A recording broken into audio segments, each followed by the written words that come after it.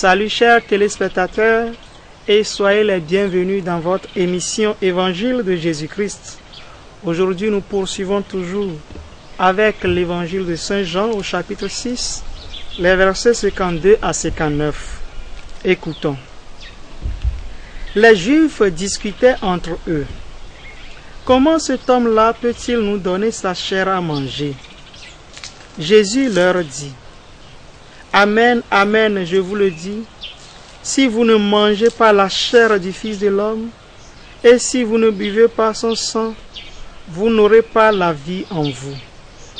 Celui qui mange ma chair et boit mon sang a la vie éternelle, et moi, je le ressusciterai au dernier jour.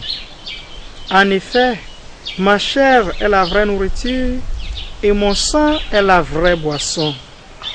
Celui qui mange ma chair et boit mon sang demeure en moi et moi je demeure en lui. De même que le Père qui est vivant m'a envoyé et que moi je vis par le Père, de même aussi celui qui me mangera vivra par moi. Tel est le pain qui descend du ciel. Il n'est pas comme celui que vos pères ont mangé. Eux, ils sont morts. Celui qui mange ce pain vivra éternellement. Voilà ce que Jésus a dit dans son enseignement à la synagogue de Capharnaüm. Acclamons la parole du Seigneur.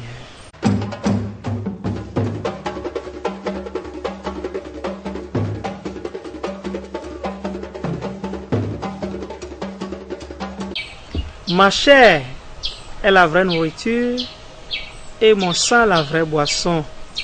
Qui mange ma chair et boit mon sang demeure en moi et moi en lui.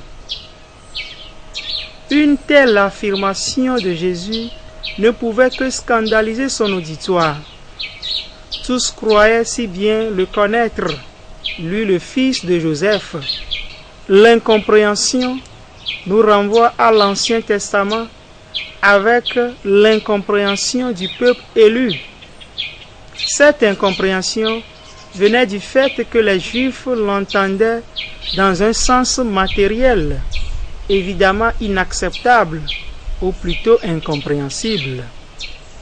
Toutefois, en méditant les paroles de Jésus, on peut y découvrir la vérité lumineuse. Le Christ conduit vers une liberté, mais pour y parvenir, il faut être prêt à lâcher les fausses évidences, lui faire confiance et se laisser guider. C'est donc un défi à nous tous lancer au quotidien.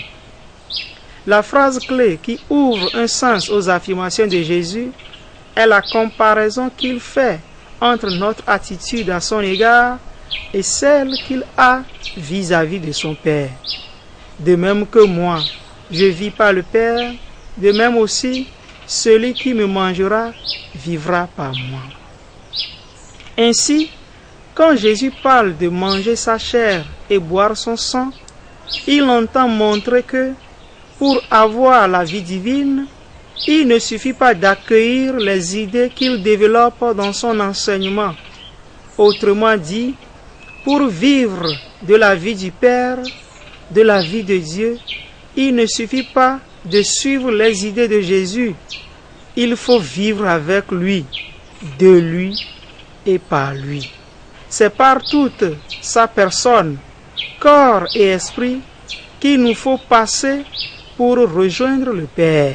La foi n'est donc pas d'abord un ensemble cohérent d'idées sur Dieu. Elle est communion au Christ dans la totalité de son existence, communion au Christ dans la totalité de son être, corps et esprit.